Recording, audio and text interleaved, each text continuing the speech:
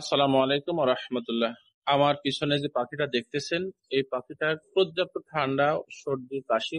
সর্দি কাশিটা একটু কমছে, ঠান্ডাটা অর্থাৎ জ্বরটা কমে না এখনো। জ্বর পাখিকে কোনো প্রকারে কমাতে পারছে না।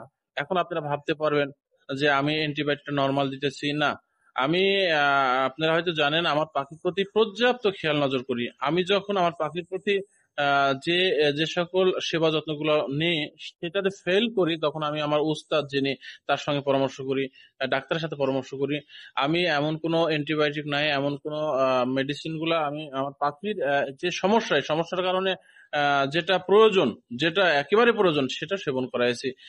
এমনকি যে অনেক সময় আমি জানি এটা যে পাখির যদি টক্সিনের সমস্যা হয়, সেটা যত দামি মেডিসিন ব্যবহার করা হোক অসুবিধা হয়। কৃমি থাকলে সমস্যা হয়। আমি এগুলোও করেছি, রানীক্ষেত ভ্যাকসিনও করেছি, লিভারের মেডিসিনও সেবন করেছি, তারপরে পাখিটাকে কখনো সঠিকই আনতে পারতেছি না। তারপরে আমি থেমে নাই। তো আজকে আমি মনে করতেছি আরেকটা জিনিস, সেটা হচ্ছে পাখির যদি কিডনির সমস্যা থাকে, কিডনি যদি সমস্যা থাকে, পাখির শরীর থেকে জ্বরও যাবে না, ঠান্ডাও যাবে না। যার কারণে আজকে আমি এই যে নেপ্রো কেয়ার ব্যবহার করব পাখির কিডনির জন্য, কিডনিকে সুস্থ আহ, করার জন্য। তারপরে আমি দেখব যে পাখি এর পাশাপাশি আমি পরবর্তী এটা ব্যবহার করার পর আমি ঠান্ডার মেডিসিন আবার দেব, নেফ্রোকেয়ার, এবং সাথে আমি ফার্স্ট বেড ব্যবহার করব। তবে আপনারা অবশ্যই ডাক্তারের পরামর্শ নিয়ে কিন্তু পাখিকে সেবা যত্ন দিবেন। আমি এই নেফ্রোকেয়ারটা এবং ফার্স্ট বেডটা ব্যবহার করতেছি।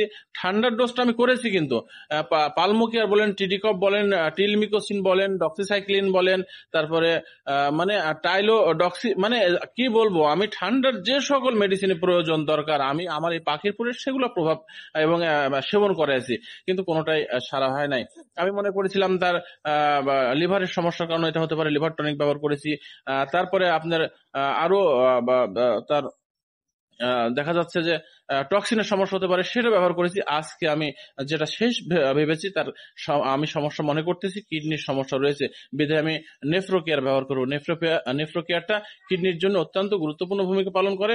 পাখির কিডনিটা সচল করার জন্য, স্বচ্ছ করার জন্য, সুন্দর রাখার জন্য নেফ্রোকেয়ার এবং জ্বরের একটি মেডিসিন সেবন করাবো। সবাই ভালো থাকবেন, সুস্থ থাকবেন। শেষ পর্যায়ে বলবো ডাক্তারের পরামর্শ নিয়ে আপনার মেডিসিন ব্যবহার করবেন। তবে এখন আবহাওয়াটা অত্যন্ত খারাপ সময়, এই শীত চলে আসতেছে, এটা হওয়া স্বাভাবিক। এখানে আমি নার্ভাসের কিছু নাই এবং নার্ভাস ফিলও করতেছি না। আমি চেষ্টা করেই যাবো, ইনশাল্লাহ সফল আসবেই। আসসালামু আলাইকুম রহমতুল্লাহ।